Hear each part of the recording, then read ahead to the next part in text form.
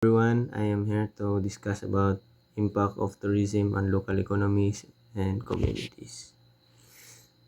Tourism is a major global industry contributing significantly to national GDP and creating millions of jobs worldwide. It has become a vital economic driver for many countries, particularly those with rich cultural heritage, stunning natural landscapes, or unique attractions. We often focus on the macro level impact of tourism. It's crucial to understand its intricate effects on local economies and communities. This presentation delves into the multifaceted relationship between tourism and local communities, exploring both and exploring both the positive and negative consequences. And these are the economic positive impacts. First, employment creation. From retail and hospitality to entertainment and transportation, tourism generates a wide range of job opportunities. Kuan daw ni, ang tourism kay naghatag og daghan job opportunities sa retail, hospitality, entertainment ug transportation. Tungod sa pagdaghan sa mga turista kailangan pud og dugang mga employees para sa mga service sama sa hotel, restaurant ug transportation nga mga tama sa lokal na economy. Increased revenue.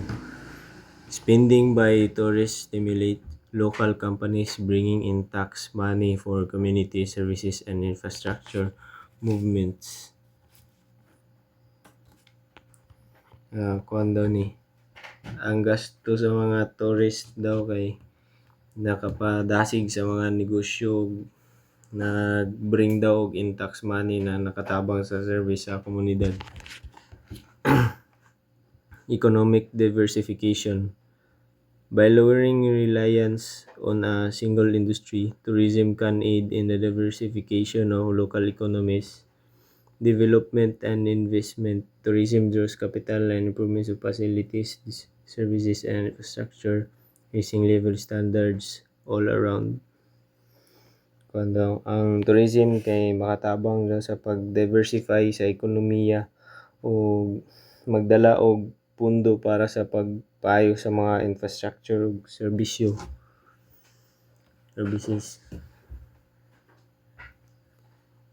Economic negative impacts.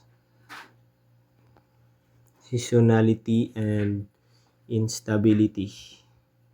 Local workers face job insecurity and economic instability as a result of the frequent peaks and valleys in tourism. So ang mga lokal nga trabahante kay nag-face og walay siguro sa trabaho ug nalisod sila kay kuan tungod daw sa pag-usab-usab sa tourism. Economic leakage. There may be a leakage of economic advantages as a result of a sizable amount of visitor spending going to foreign companies rather than domestic ones. Ang mga kuan daw, benefits daw sa economy kay mawalaan og epekto tungod kay daghan daw sa gasto tungod kay daghan og gasto sa mga turista nga mosulod sa mga foreign companies imbis sa local.